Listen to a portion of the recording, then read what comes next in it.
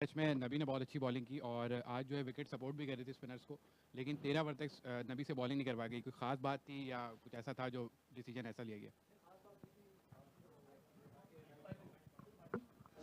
खास बात तो कोई नहीं थी, क्योंकि राइट हैंडर्स दोनों खेल रहे थे, तो हमने कोशिश वार्नर ने यही की थी कि स्ट्राइक जो है ना, अगर लेफ्ट हैंडर आता तो हम नबी को अर्ली ऑन यूज़ करते, मगर मुनरो जल्दी आउट हो गया था। कोई ऐसा था नहीं कि आप उसको क्यों लेट लेकर आए, ऐसा कुछ नहीं है। बॉलर हम पेसर्स पे जा रहे थे, पिच जो थी पेसर्स के लिए भी इतनी हेल्पफुल थी।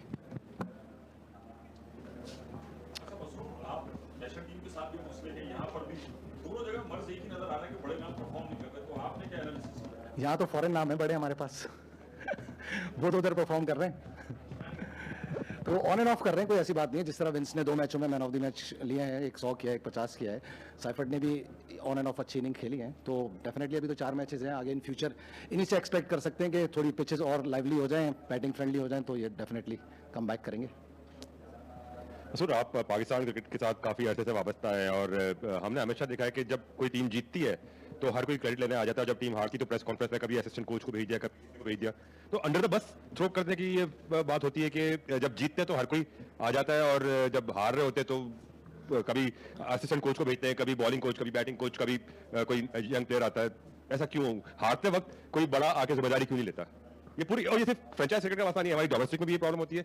इंटरनेशनल टीम जब हमारी पाकिस्तान टीम खेल रही है तब भी यही प्रॉब्लम होती है। फैजान भाई, आप कह रहे हैं मैं बहुत छोटा नहीं, मैं ये नहीं कह रहा, मैं कह रहा हूँ जिसको जिम्मेदारी लेनी चाहिए वो जिम्मेदारी क्यों नहीं लेते? नहीं, ऐसा कुछ नहीं। मैं तो टू बी ऑनेस्ट मैं खुद फर्स्ट टाइम इंटरेक्ट कर रहा हूँ इधर कराची प्रेस से, और मैं खुद ही आया कि मैंने चले मैं जाके जवाब देता हूँ। और डेफिनेटली मेरी ग्रेजुअली इस साल मेरा नवा सीज़न है कराची किंग्स के साथ, तो मेरी प्रायोरिटीज़, मेरी डेजिग्नेशन भी बड़ी है।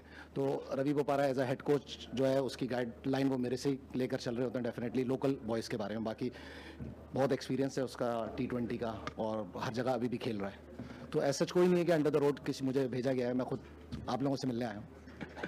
आज मेरे ख्याल से पिच अंडरस्टैंड करने में थोड़ी गलती होगी कराची किंग्स से, क्योंकि जाहिद महमूद बैठे हुए थे, उनको शायद चांस मिलना चाहिए था इस स्पिनिंग ट्रैक पर। 2 आपने ऑलराउंडर खिलाया, कोई प्रॉपर स्पिनर नहीं था। पिच का आपको पता है कौन सी पिच थी है? मतलब कि ज़्यादा स्पिन हो रहा था इस पिच। ऑस्ट्रेलियन सॉइल पिच थी, 2 पिचेस पे मैच हो रहा है, ये पाकिस्तानी सॉइल नहीं थी। तो डेफिनेटली ऑस्ट्रेलियन सॉइल पे अजम्पशन यही होती है एज अ कोच की किसी के यहाँ पे बाउंस मिलेगा। जो पिछली लास्ट टाइम ये चैंपियंस ट्रॉफी में पिच यूज़ हुई है अफगानिस्तान और साउथ अफ्रीका की, तो हम उसी हिसाब से कहते हैं कि हमें बाउंस मिलेगा, कट मिलेगी, तो इस वजह से हमने जाहिद महमूद देखने को मिल सकते हैं आगे। डेफिनेटली जाहिद महमूद खेलेगा, हमारा उसको रिटेन किया है और आगे 6 मैचेस बाकी हैं। जाहिद महमूद हमारा मेन स्पिनर है। अच्छा मसूद भाई, पिंडी में अगर हम देखें तो हाई स्कोरिंग मैचेस हो रहे हैं, लेकिन लास्ट 2 मैचेस यहाँ पर हमने देखा कि ज़्यादा स्कोर नहीं बना। T20 क्रिकेट में जब फैंस आते हैं तो वो छक्के चौके देखने आते हैं और अच्छी क्रिकेट देखने आते हैं, तो आप समझते हैं कि ये पिच अच्छी नहीं थी T20 क्रिकेट के हिसाब से या पिछले मैच की पिच?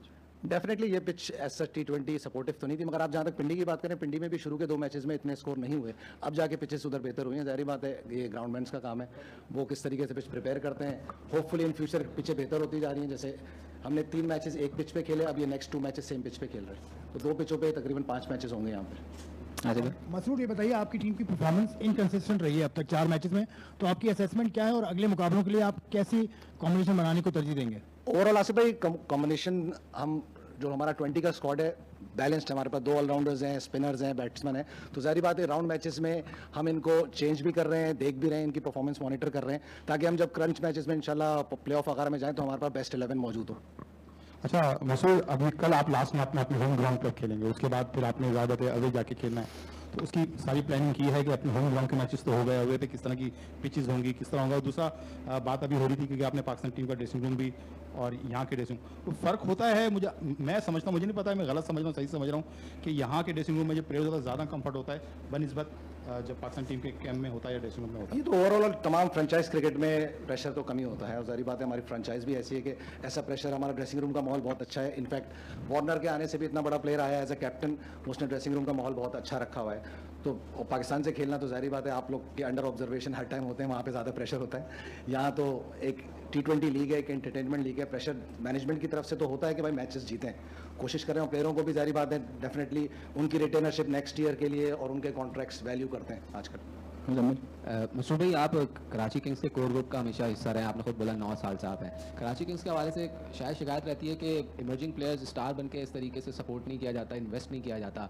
आपकी स्क्वाड में भी रियाजुल्लाह हैं, वो शायद 7 बेग से ज़्यादा इफेक्टिव हो सकते थे जिस तरीके से अंडर 19 से परफॉर्म करके आए।